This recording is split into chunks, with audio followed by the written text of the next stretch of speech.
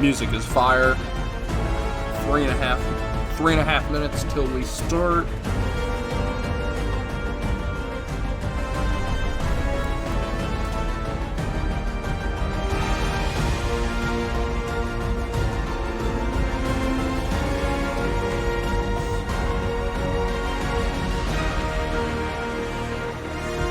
Are you going in your interview?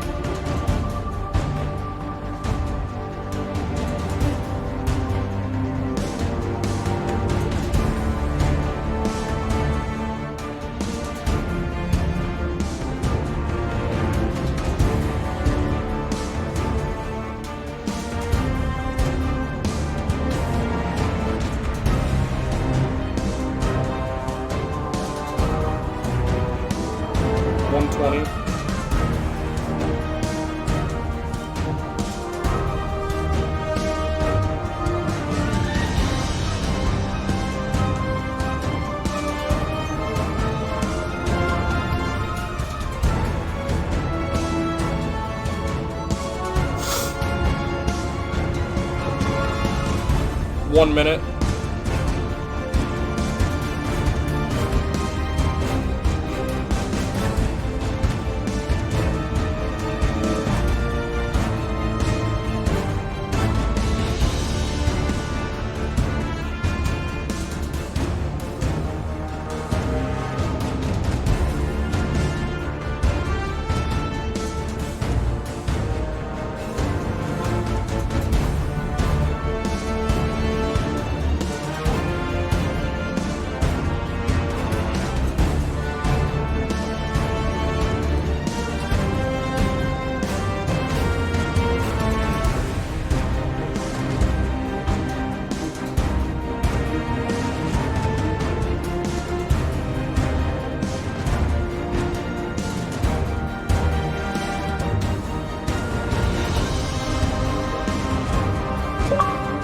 Okay, it's starting. Here we go.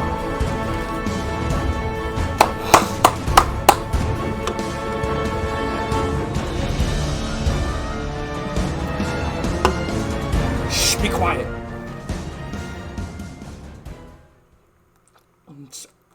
Yep, starting with the cinematic. What follows light and shadow is silence.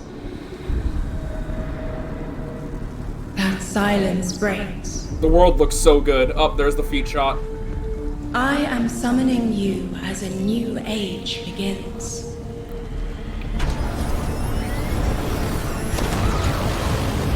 I see sapient life turn to each other. They remember how to look to the stars. I wonder if they're gonna show us. They remember Yep. curiosity. Looks like leave the solar system. They remember how to thrive. But They have forgotten.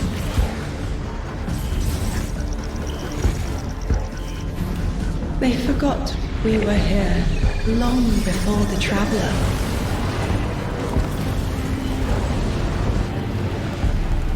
They forgot that they need us.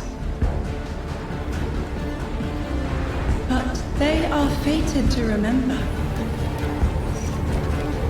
I will remind them. I'm sure you will. But not through me. Find someone else. Whoa.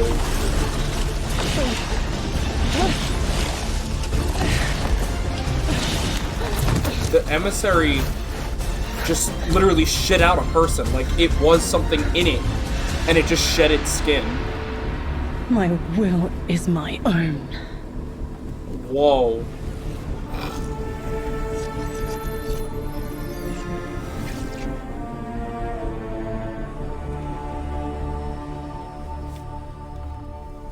All right, everyone, hello and welcome here to Bungie HQ in beautiful Bellevue, Washington. We have got an amazing stream lined up for you to tell you a little bit about the Edge of Fate and the future of Destiny 2 as well. My name's Andy. I work on the social media team here, but Andrew! As always, I am joined by some of my amazing colleagues here at Bungie to share some of the finer details of the stuff that we're going to be getting into today. So, how about we go ahead and get into it so we can show you what we got. Starting first with this gentleman on my right and to your left is someone that you've probably seen if you've tuned into our streams before or Vidocs, the one and only Mr. Robbie Stevens, Assistant Game Director here at Bungie. How you doing? I'm doing great, Andy. It's always a pleasure to spend a day with you. Yeah, it's been a nice time, honestly, hasn't it? Yeah, well, always. To that end as well, for anyone that doesn't get to hang out as much as we do, can you tell everyone at home a little bit about yourself and what you do here? Yeah, sure. So I'm one of the creative and game directors for the game. So that means like I'm a vision holder and I work across the entire Destiny team with people like Allison and Dylan on the couch here to chart a new course for Destiny and a new future for the game. And just incredibly excited to be sharing with everyone today. I like that girl because she's always so she's so involved with the story. And of course, she's so excited. As we move, right on down the line, someone who again has also had the good opportunity to join us on these streams as well, and is now firing some finger guns like a pro. Destiny's narrative director, the one and only Allison Lures. Allison, hello. How's it going? It's going so good. I'm here on a couch and I get to yell about Destiny with you. So it's a good day. Yeah, honestly, I'll take that anytime I can. Well, Same. For anyone who also hasn't had a chance to yell on couches about Destiny with us or hasn't joined us in the past, do you mind telling us a little bit about yourself? Sure. So my name is Allison. I'm the narrative director for Destiny 2, and so that means it's the job of me and my team to make you laugh and make you cry and make you go, whoa, I totally forgot about this thing from 8 years ago. How did they remember? It's because we're good at our jobs. It's true. So yeah. As someone who gets to sit in on the writers' rooms, I can now doubly confirm that. So thank you for love being having here. you there. So much fun. No, seriously, thank you so much. And of course, as we move right on down the line, the gentleman there at the very end of the couch, someone who is a friend to all Guardian kind, who's known far and wide, a member of the Destiny Global Comms team here at Bungie, Mr. Dylan Gaffner. How's it going, Dylan? It's going well. How are you, Andy? I'm doing so well. Thank you so much for Got to make sure to ask every time. I appreciate it. You know all the help I can get.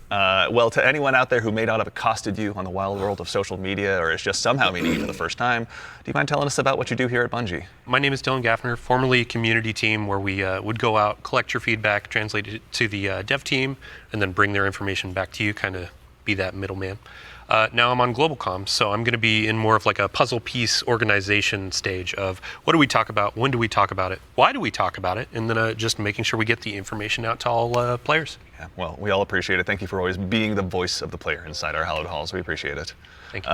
All right, well, now that we've kind of got the intros out of the way, let's talk about our new saga. Robbie, I'd love to start with you. What's up next in Destiny, and where are we exploring? Yeah, so our first expansion this year, The Edge of Fate, is the start of a brand new multi-year saga called the Fate Saga. And so we want to tell a story about something older, about the nature of fate itself. Are we bound by it? Can we fight it? Because before the Traveler ever arrived in our solar system, there was already space magic here, Andy. Yeah. And so ultimately, this is a story that we're going to explore one of Destiny's biggest mysteries and the foundations of the universe itself.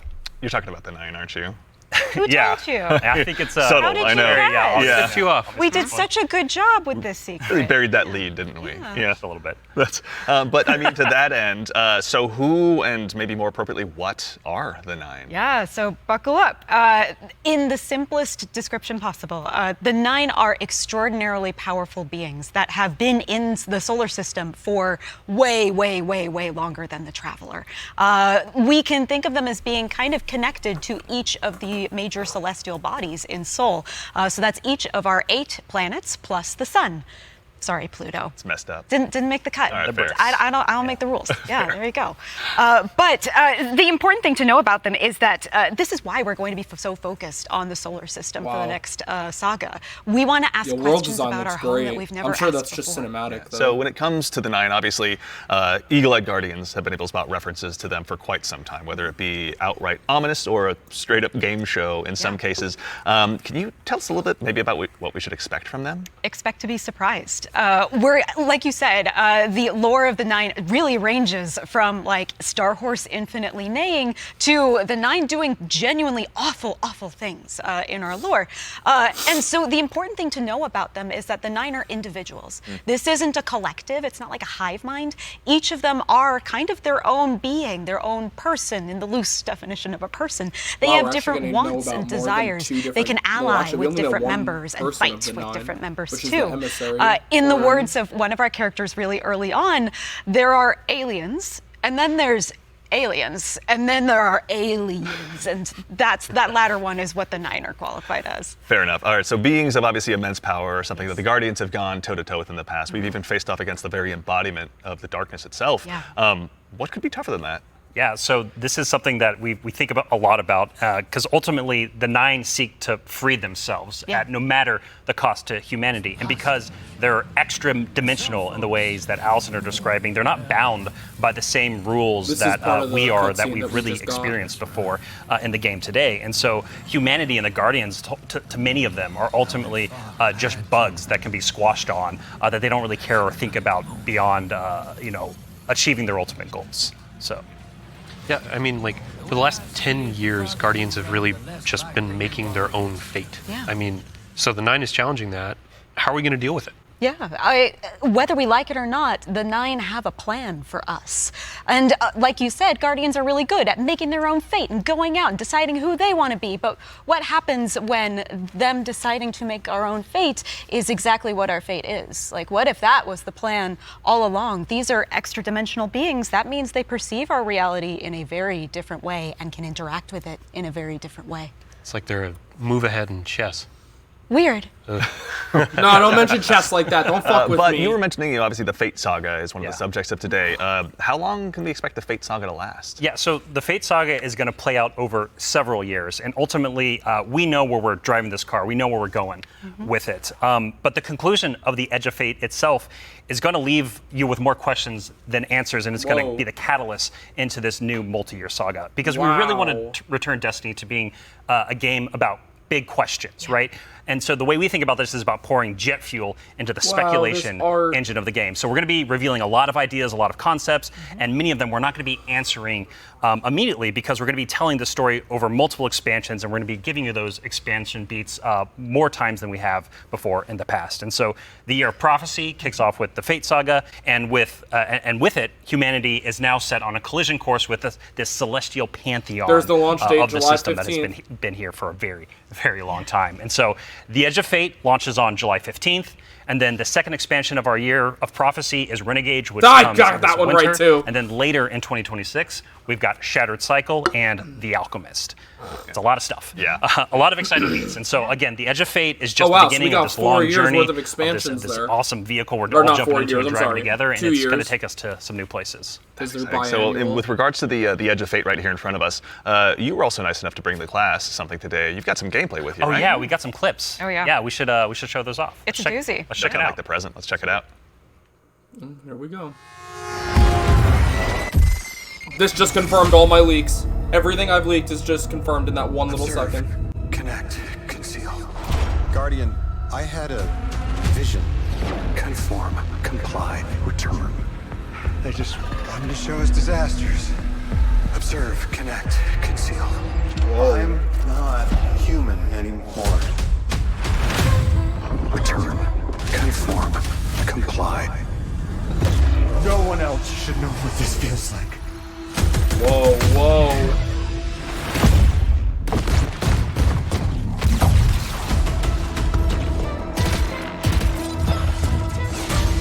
Okay, still using that same super. Enough. Terminate your suspicion, Commander. Remove your scornful blind. That's a pre-order bonus. That's coming out today. I guarantee you.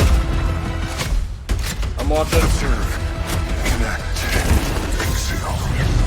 No, that maybe.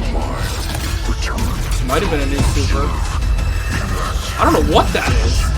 That has to be like a dodge or something. Return.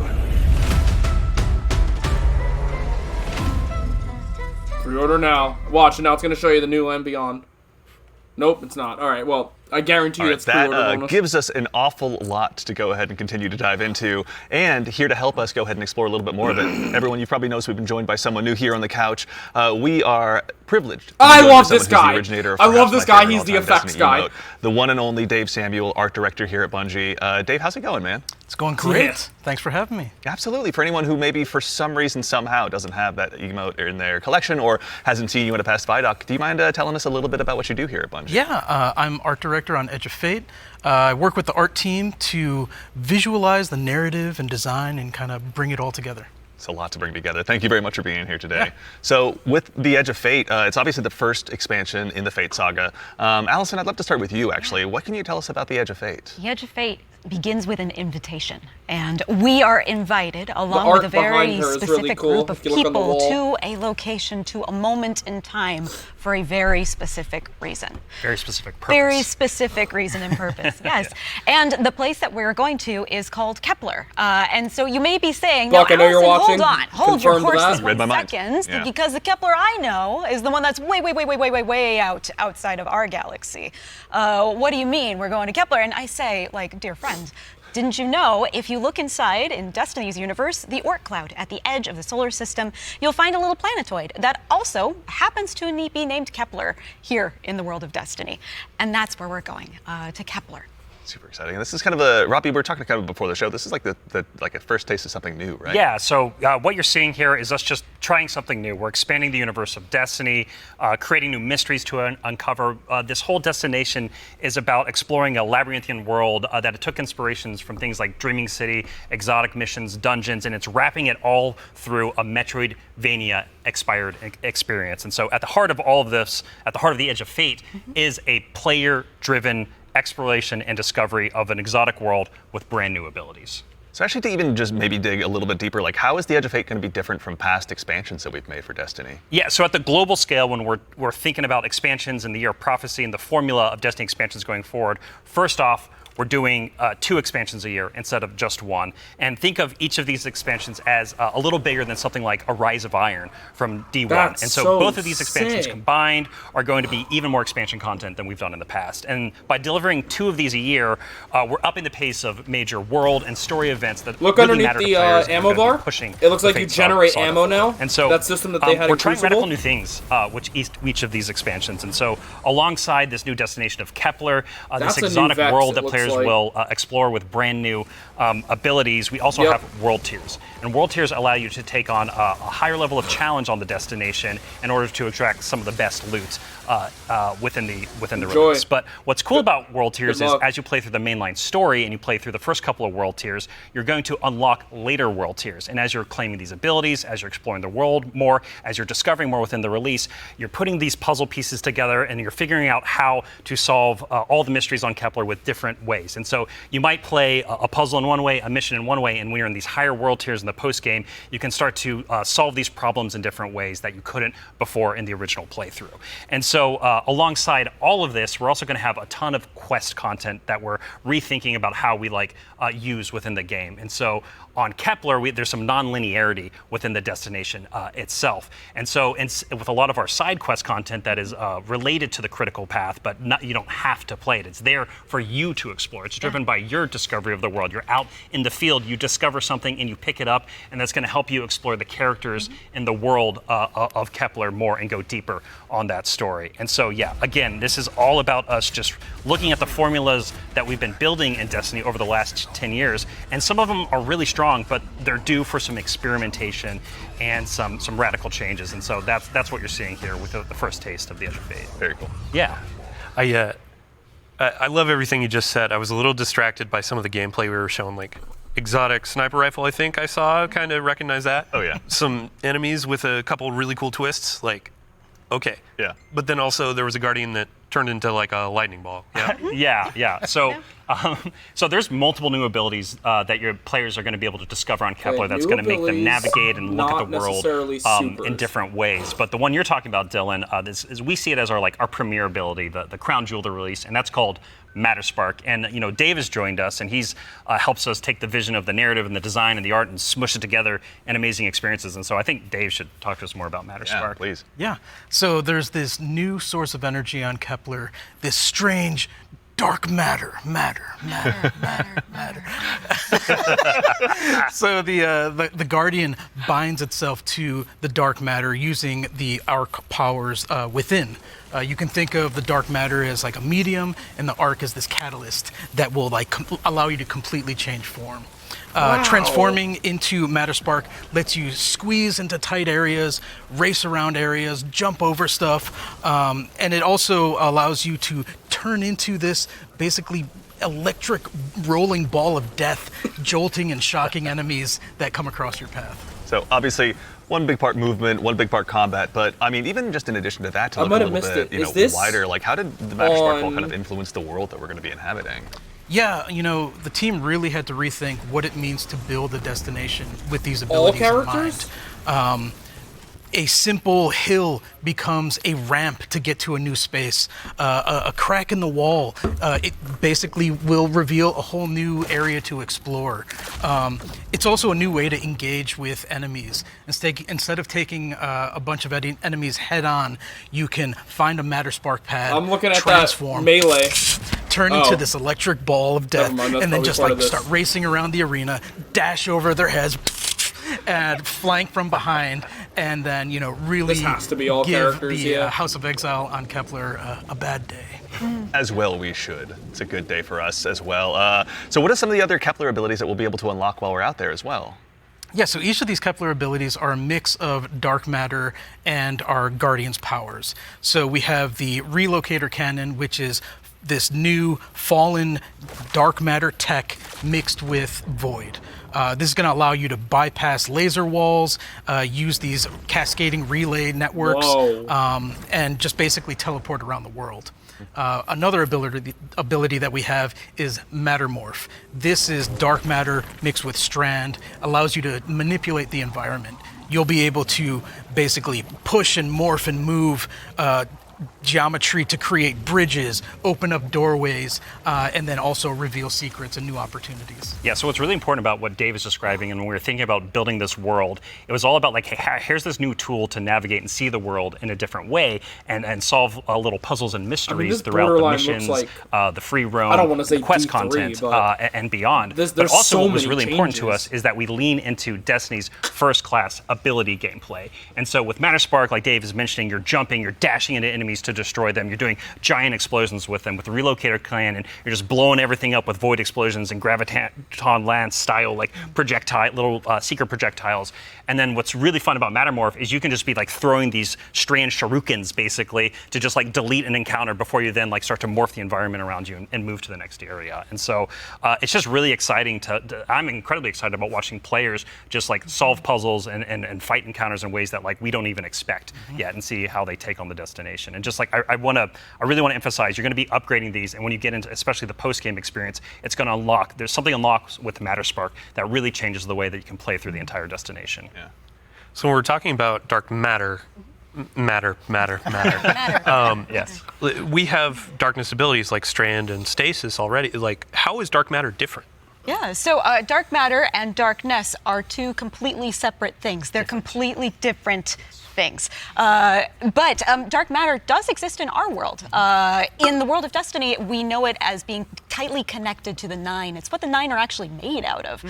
In our world, dark matter is invisible. You can't really see it. And it wouldn't be very fun to make a destination where there's an invisible thing that you can't actually see. So lucky for us on Kepler, there's a bioluminescent microbe that allows us to see all of this substance that's impacted this world so much. It allows us to see how it's impacted the plant life, how it's impacted the behavior of the peoples that we're going to encounter. And we can see how it has been able to bring these things that are kind of unstuck in time into this current location. I do have to put on my drifter hat for just a second and, like, what does it smell like? What does it taste like? Yeah. Dark matter smells and tastes like bleach and math. Yeah, it's true. Cannot wait to get that chip flavor. Yeah. Get it with a sandwich today after. It's zesty. Yeah, it's really good. Actually, so on the topic too of stuff in the trailer as well, we heard someone talking there. Can you tell us who that was? Sure. That was Lodi. Lodi is a new character That's that we're confirmed. introducing in Apollo. Not in Apollo. We're introducing him in the Edge of Fate. Yeah. I want to give a special shout out to Brian Villalobos, who portrays Lodi and does a spectacular job. This character is fascinating. He's kind of a fish out of water, but the fun thing about tropes is to kind of put a twist on them, right? So what if that fish that we pulled out of the water was the most qualified fish to be pulled out into the air? Down for anything. It's down for anything. Yeah. And what if that fish was kind of made to be pulled out of the water? I don't want to give away too much because this character is way more fun for the players to figure out what his deal is. But I will say that Lodi is very, very far from home. Very fair, very exciting. So, I do have to call out, too, before we started this, you and Robbie were talking about how Lodi is like a notice me character. Oh, yeah. Robbie wanted a senpai. I did. Yeah, I wanted someone that I just wanted to spend a bunch of time with on this new adventure we're going on. Yeah, a friend that we can look up to. Yeah. right, yeah. Notice me. Notice Notice me, me. Lodi. Yeah, of course, He it will. writes He itself, or rather Allison does. So with regards to the characters as well, so is it a whole new cast of characters in the Edge of Fate? No, we're going to see some new faces like Lodi and other characters, but we're also going to see some familiar ones too. Ikora is here. The stakes are high enough that she's here investigating what's going on. And as it turns out, in one of our major mysteries, she's kind of at the center of it. She was invited here, as was Lodi. Same as we were. All of it's kind of tied together. Very exciting. So the way, if I can, please, like the way we think about this is about all these characters. Their fates are intertwined in some way. There's these puppet masters that have been pulling the strings for a very, very long time in order for everyone to get here at this moment. And so, as a guardian and these characters involved, they're going to have to decide if they're fight your fate. Like that's what we think about. For these individuals, that's what they're going to have to go through and determine about how they can stand up to this new conflict that is surrounded by the Nine, because they are fated to be here. And what does that mean for them, and what does that mean for their future and the future of Soul itself? So with regard to these new characters and this world we find ourselves in, was there anything about that setting, or in particular, that really influenced the creation, rather, of this world that we're going to be inhabiting? Yeah, I'll give you a list of fun facts. First off, if you've been paying attention to Destiny over the last week or so, you already know that there's been people on Kepler for a long time. That's an old-ass computer that you were putting those numbers into. We also know that the Vex are here. They're studying the Nine because it turns out the Nine can do something that the Vex can't. As Dave mentioned, the House of Exile are also here. They've become fixated on a being that they call the Giver. And kind of most importantly, the dimensionality on Kepler is really thin. So the 3 dimensions that we can know and see and touch are very close to the realm that the Nine live in. And that means some things from Earth's past have been yanked into Kepler's present. Exciting. Nice. Yeah, I mean, so we've been talking about invitations throughout this, and we need to call out an invitation that's actually going to be waiting in the game after this is over. Ride of the Nine begins today. Yeah. So I believe we have a trailer to show. Yeah, you were nice enough to bring a trailer along. I'll go ahead and give it a look really quickly. Yeah, let's do it. Yeah. Ooh, rights trailer, so.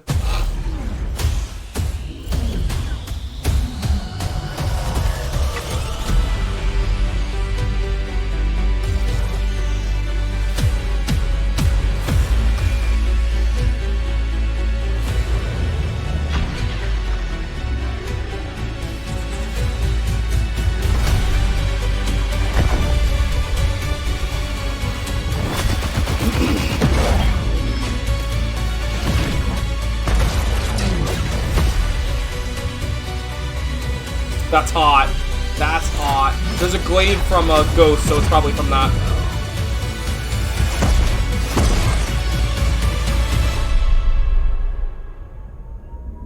We're going right in on Ultimatum tonight. I want to go for the Adepts. If we feel like it's too hard, we can bring All right, it down, so but that's Rite of the Nine, which is our essential prologue story for The Edge of Fate. And these She'll be 3 fun. dungeons She'll be fun. that are featured in this event are free for all players starting today.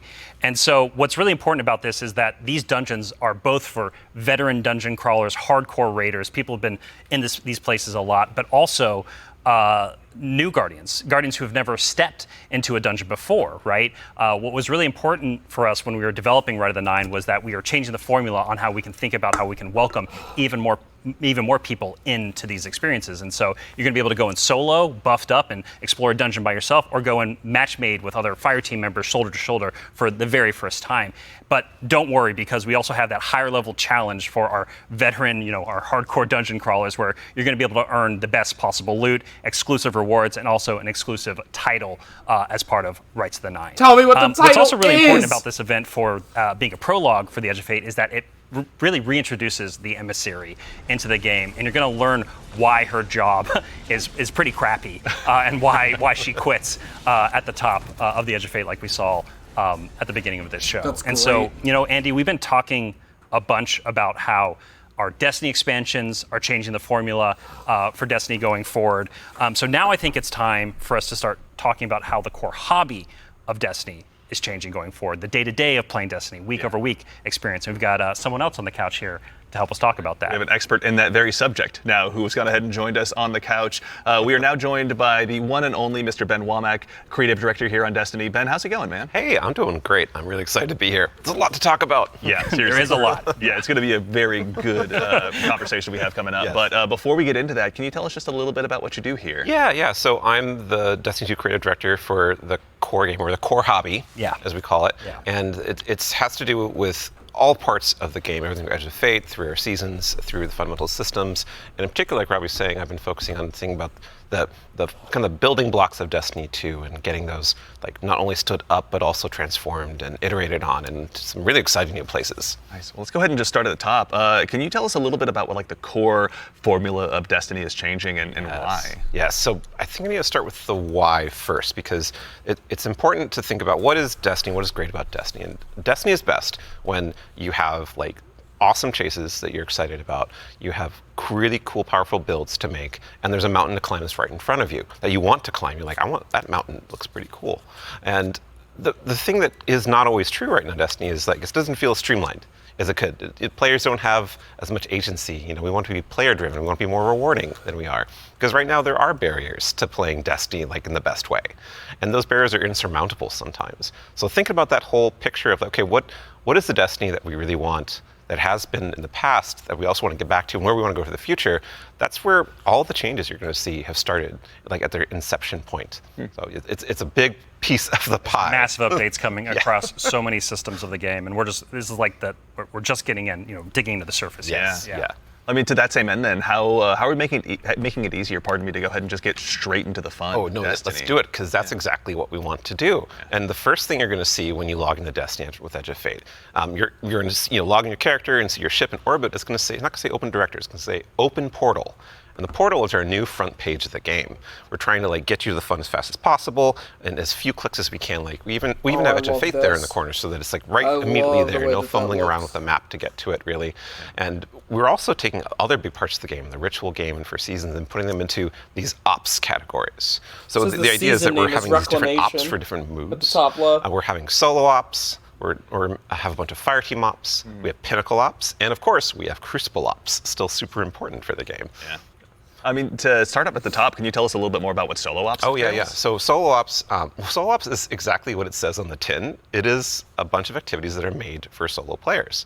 And the conception point of that was we want to make activities for players who have a smaller amount of time that they want to play in, and they don't necessarily want to have dependencies on other players, so no but map they still want to anymore? get in there and play for 10 to 15 minutes and get some real progress. Yeah, get some loot. Yeah, get some loot. Yeah. Get some loot and get your character forward and feel like, yeah, no, I played some Destiny and that was great.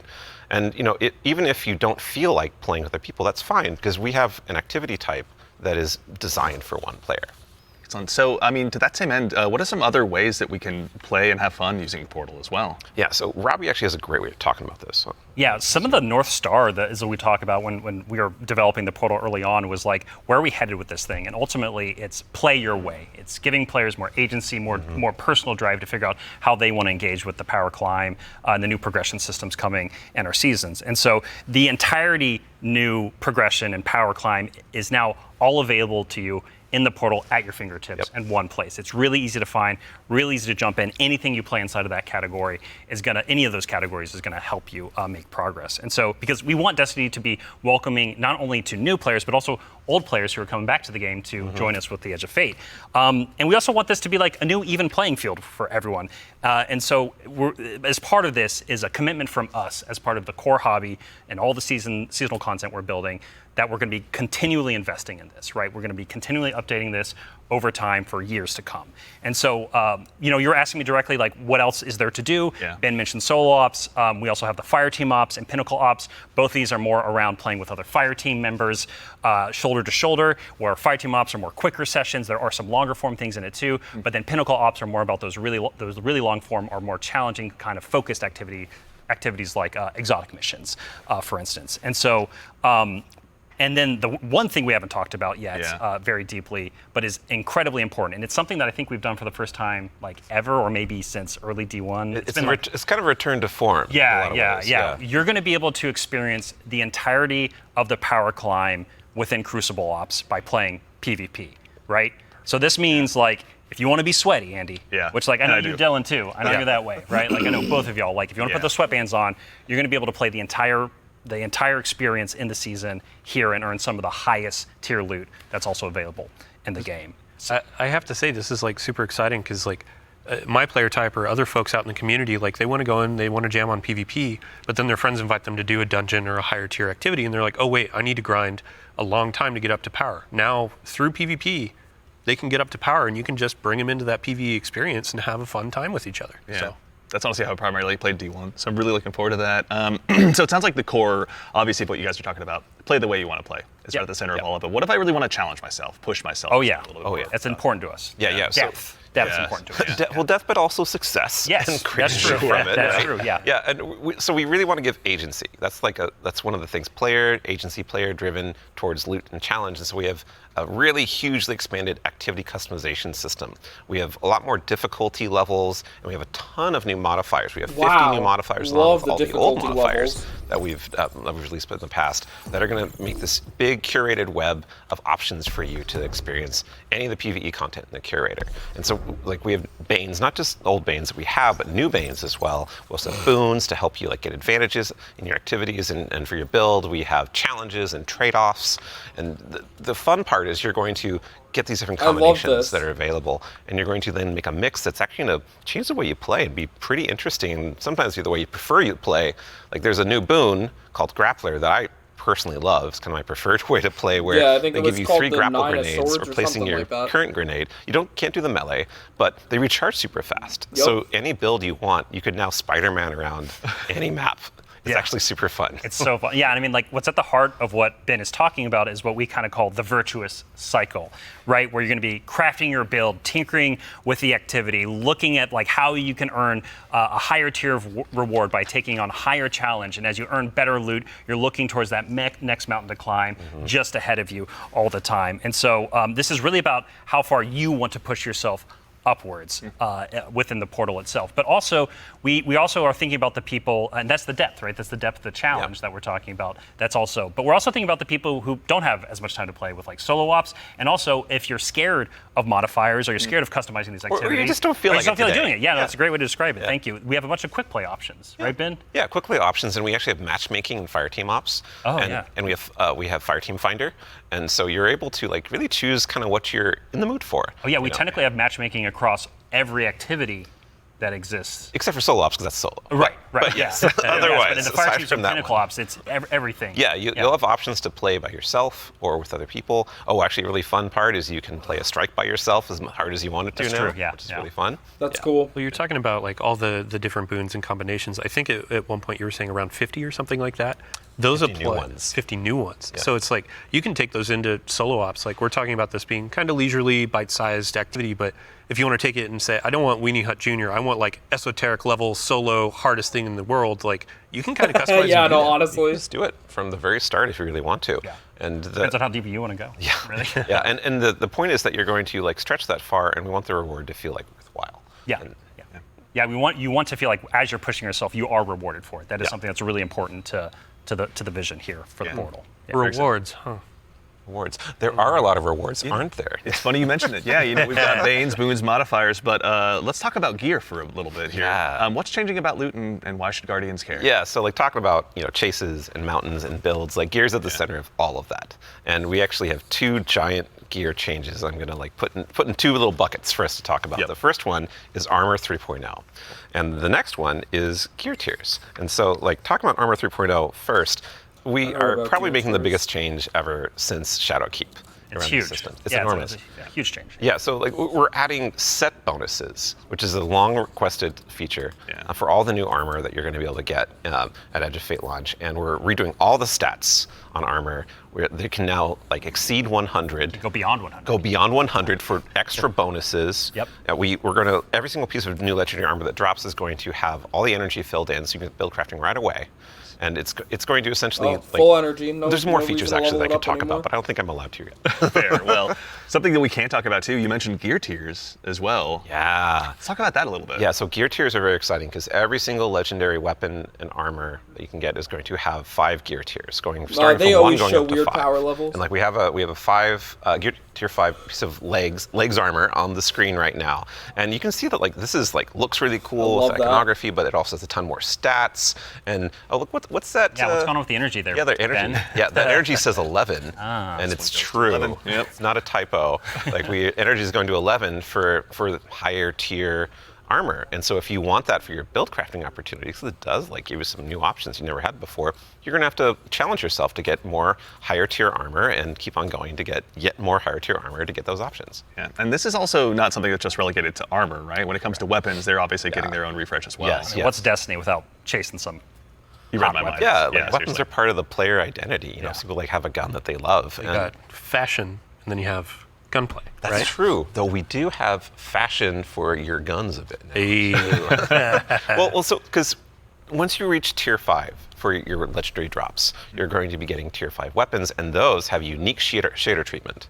It's like essentially a completely different look that's going to immediately identify it to you and others that this is the Wow, I love highest the tier look of that. gear of this drop that you can get. It's going to show on the weapon, it's going to show on the icon, it's even going to show when you kill enemies with that weapon, because there's unique kill effects for tier 5 weapons that you can turn on or off if you don't want it, but your gameplay will like show that, no, yeah, the weapon that is being used is like the highest tier you can get. Yeah, Giver's Blessing, which I think we have on screen right now. This is one of the Kepler auto rifles, and I cannot put this thing down. Yeah, when we're playing through the Edge of Fate right now, and it's what's really exciting about it for me is that like when you see that tier 5 drop, like you know immediately that's better than like a tier 3 or tier 4 weapon that you have, right? And I think that's when we talk about making Destiny easier to just jump in, find the fun, make it accessible, but also create more depth. Yeah. You know, this is what we're thinking about. It's like how can we just make immediate, like you understand, like okay, this is probably better than the thing I have right now, depending on what gear tier it is. Yeah. I mean, that's a good example of how much time and effort is being put into these game systems to make them more like approachable. Change can be scary. There's a lot of change that's about to come to the game. We're Armor 3.0, we have so many new boons, we have a bunch of new stuff.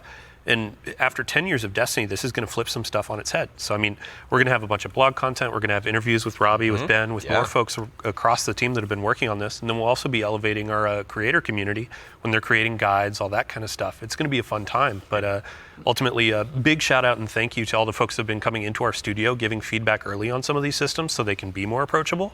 And we're looking forward to all the feedback that's going to be coming after launch too. Like, this is, again, one of our first steps into something, and then the community and we are going to build something amazing. Yeah, and I can't stress enough how much feedback we've gotten from the community summits we've been running over the last year for the Edge of Fate, and just people reaching out to the community teams and others to us. Like, your feedback is invaluable. So, like, seriously, like, thank you so much. We're making this game together, ultimately. Yeah, it's incredibly important part of the process. Like, I don't think we would be able to make what we do without it. Yeah. Working with the community is obviously a core part. Dylan, huge thanks to you and your team, obviously, for helping to lead that charge. And in advance for the big blogs you get to write. And then also our social media team. We'll go ahead and get out the door, so go ahead and give us a follow. I think, Ben, you were saying you wanted to try to break the record for longest twid? I'm more predicting we are. Yeah. So it's not about try, it's just the state of things. It's going to be a multi-month journey as we head towards launch. So. Yeah, it'd be a good time.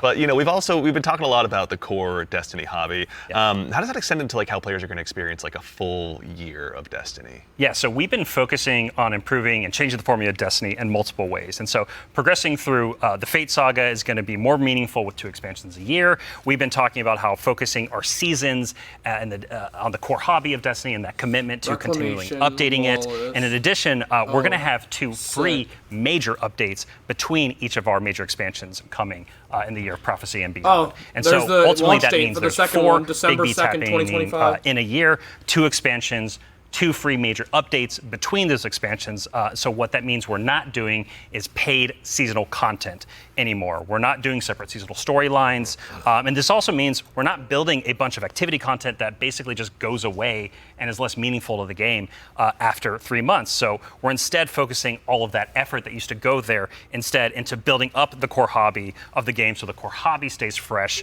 and exciting, year round. And so ultimately, this means no more paywalls for seasonal content, and also these major updates themselves that I'm signposting around right now. The size of them, roughly, and the inspiration for them, we're thinking about is like Into the Light.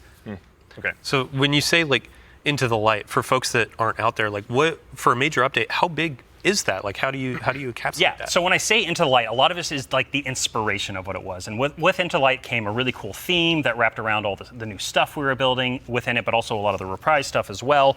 And also, with it came Onslaught, a new type of activity. It came with reprised exotic missions and a rethinking of how we could do like a rad style event, a raid event with the Pantheon. And so for our first major update coming a few weeks after the Edge of Fate launches, we've got Ash and Iron. Right? And so with Ash and Iron, we're going to be returning to the Plaguelands. Returning to the Plaguelands, can't wait. There we go. And so that story is going to pick up from where we left off from the Edge of Fate. And with it, we're going to have a new activity called Reclaim, a brand new exotic mission, new types of pinnacle ops entering that for the first time, as well as, of course, what's Destiny without loot to chase? We've got new gear, new rewards, and 2 new exotic weapons as part of Ash and Iron as well. And again, this major update and all the seasonal content going forward is free for all players. All the activity content that exists in the portal, that's free to play. Very nice. So even to actually go one quick layer 2 deeper on seasons as well, what are some of the cool things that we're going to be able to do with the season that's launching alongside the Edge of Fate? Yeah, Ben has been working on this space with the team for a while now, so I'm going to kick this one to him. Yeah, so we're trying to make any time the best time to hop into Destiny. And one of the ways we want to do that is we want to invest in events that are like accelerating the game and enhancing every part of the game, but also bringing new cool stuff. And actually, we've been working on this so long, we actually have some new cool stuff coming before the Edge of Fate. It's a special little treat. Yeah, special little treat. So this Friday, you can play a little event, maybe you've heard of it, called Heavy Metal, which is Tanks vs. Briggs, a new PvP mode. It's super fun. Absolutely. I would kind of wish I was playing it right now, not going to lie. But the thing that people at home don't know is we have a new reward. That's a unique thing in Destiny if you invest in this event, if you go and play it. And it is a free-to-play event. So this reward is free to play. It is a new combat vehicle that goes in your Sparrow sled, combat Sparrow, if you will, called the Griffin. And this is a really cool, like, combat-ready vehicle you can take anywhere you can summon a Sparrow. You can summon it and use it to fight your enemies and just have a really good time. And there's some really cool build crafting things with this vehicle that I don't want to spoil right now, let people discover, but I'm super excited for it. They all thought they were going to ride those skimmers forever. Well, I mean, we've been saying like, what was it? Skimmer is Flash and the Griffin is Splash. Hey, there we go. The dad joke quota has been met. We got to get one in. Absolutely, yeah. But that's not all, right, man? Like, you've got more for us, don't you? Oh, yeah. So, like I just said, there's more events that we've been making. There's one that's going to happen right after the launch of Edge of Fate. It's called Arms Week. And it's a 1 week long event, and you're going to be focusing on one weapon archetype in Arms Week whenever it comes around. And this You're one not is going to going, give you a new legendary weapon of that type. It's going to have some volatile mods that are there for the week that are going to be super interesting and fun to play with, and some focusing you can do. But you know, there is a problem when you say this event is going to be about weapons and about using them. Yeah, you got to have a place to test all that out. Right, and Yeah, so I mean, I've been doing that in EDZ this whole time. I don't know about the rest of you. Those poor dregs. Right? Yeah. But there is a new way now. We have a new feature, a long requested feature that is being added to the game with Arms Week. It is the shooting range. And the shooting range is being added to the tower. It is a now permanent addition to the game with the launch of Arms Week. We're not taking it away. And you can go there and you can try out everything in your kit, everything about your build, with all sorts of simulations of different kinds of enemies and situations, and it's all real damage numbers. It's like it's even got a scoreboard. It's even got a scoreboard for you right there. And your fire team. Yeah, your whole raid team can go down into the shooting range and try out, like, see exactly how well you're going to do for some kind of boss at this range or with a strategy. Who can do most of the damage, right? Yeah, well, you're probably going to know. That So we have a rally flag. It's not just a shooting range. Like, you can go beyond the firing line and use your abilities too. Yeah, you totally can. And like, if you wanted to, you can even take in Prismatic and pop Transcendence and try that out. And you know, I think the reason why we're not seeing that right now is because it's a Titan. Yeah, it's a good soldier. yeah. Standing on that firing line. Yeah, standing on the firing line. All about building that line and standing. Yeah, exactly. A lot of theory crafters are going to have to go ahead and have some upheavals to their Google Docs, I'm guessing. This will be a really good tool. Like, as we're adding all of these different systems with gear tiering and all of that, you can go in and check those damage numbers in real time. Like, how do my stats change? How are these different gear bonuses going to affect my gameplay? You can see it in the tower now. Yeah. Yeah.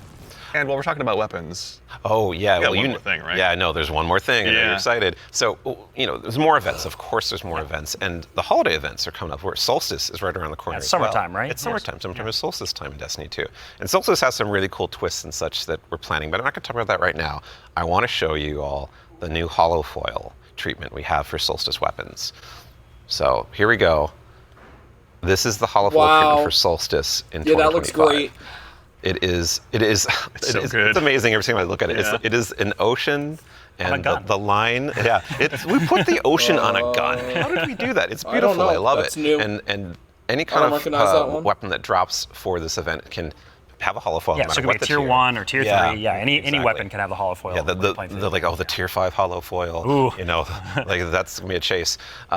Our other events will also have holofoils. Yeah, like Arms Week. You're talking Arms Week will have its own holofoil treatment. Like every event, a major event we have, will have a holofoil treatment. The holidays will have their own kind of special one, but yeah, Arms Week will have their holofoil drops that you can farm as well.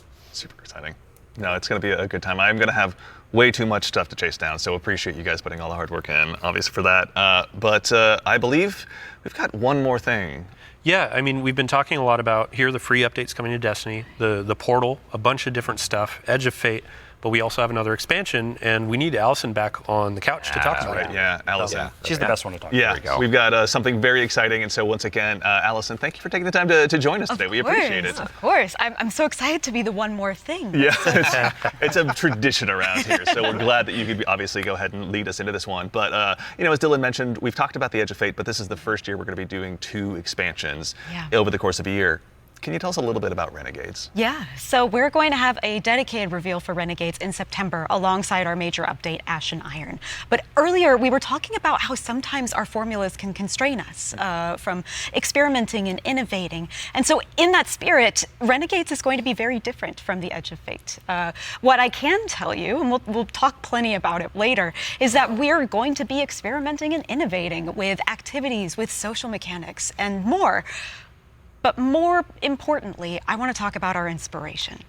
And so I have to kind of tee it up first. So Renegades is going to be a Destiny, definitively Destiny expansion.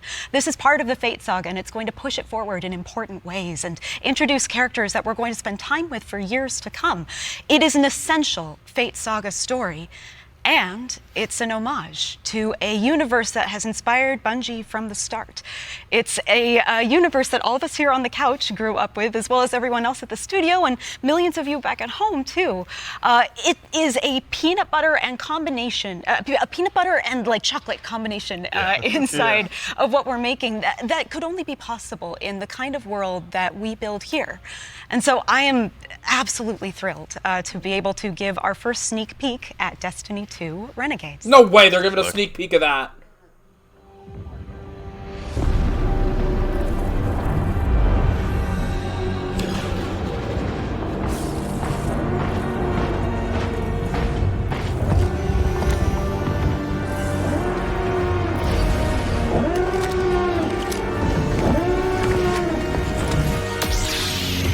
What? What? Yeah, it's part of this one.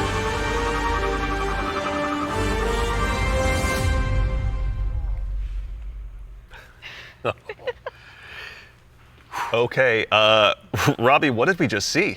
Yeah, so that's Renegades, which is coming out this December. And to really drive it home here, Renegades is a one-of-a-kind Destiny experience, right?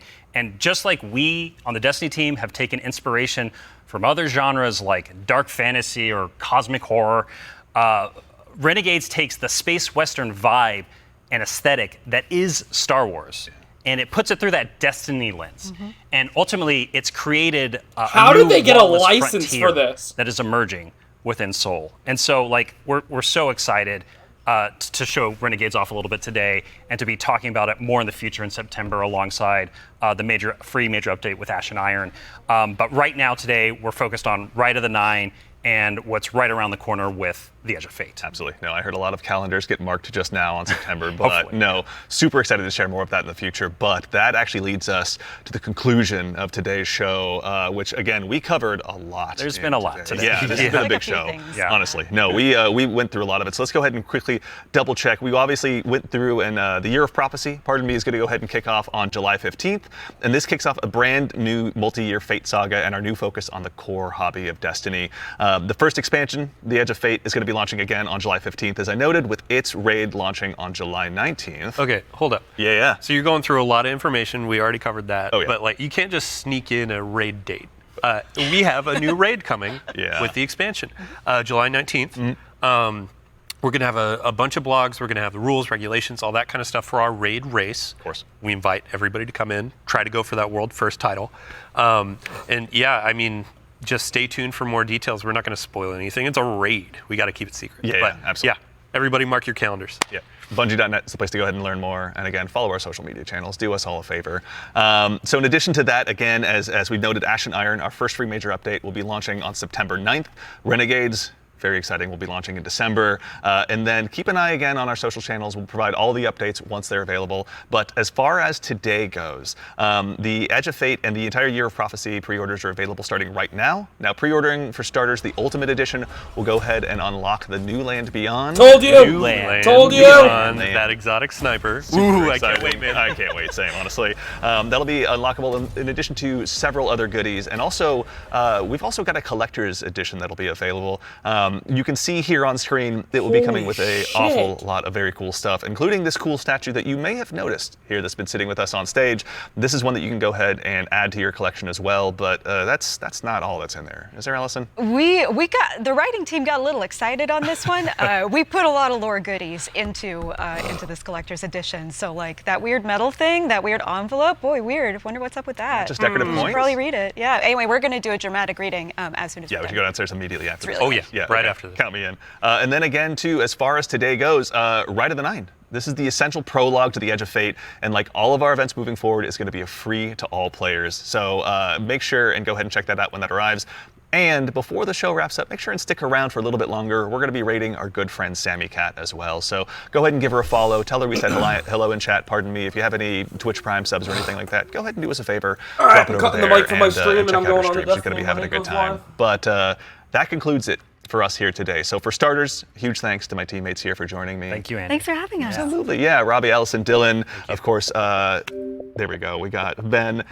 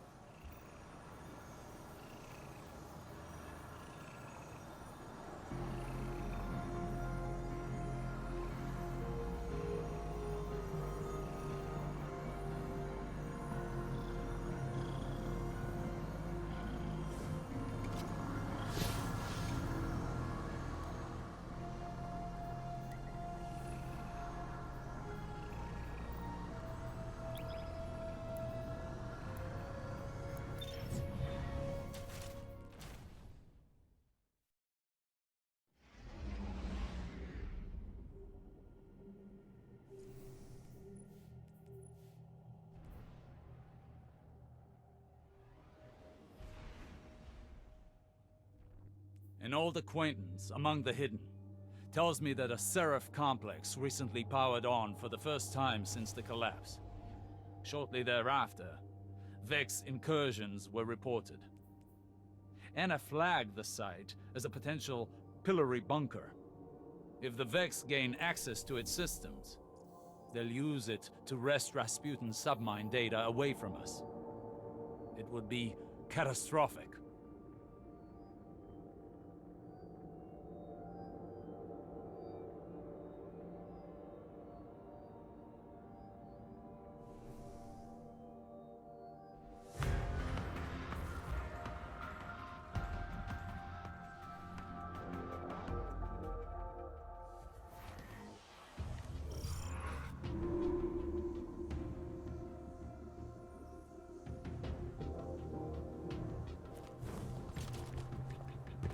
You've landed at the source of the complex's AUG supply.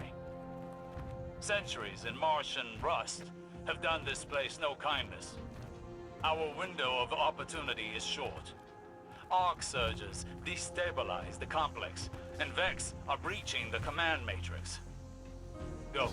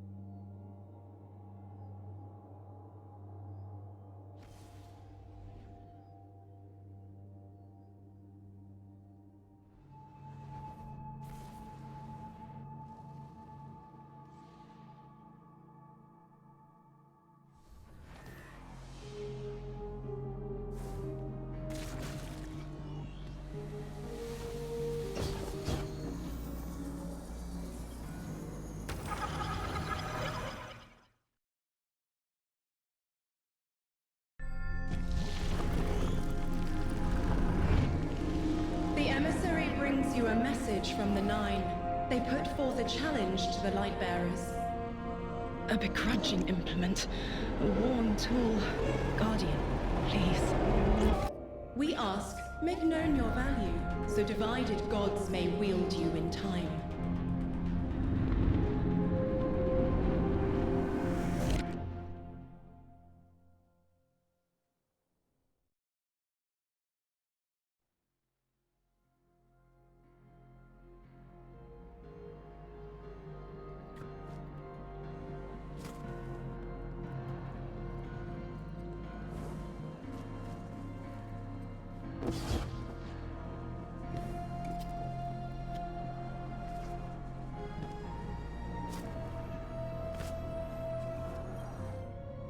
Confront your fate.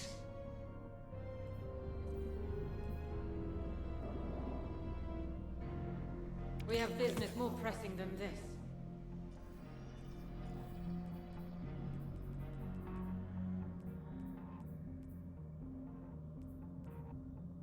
Yours. Be relentless.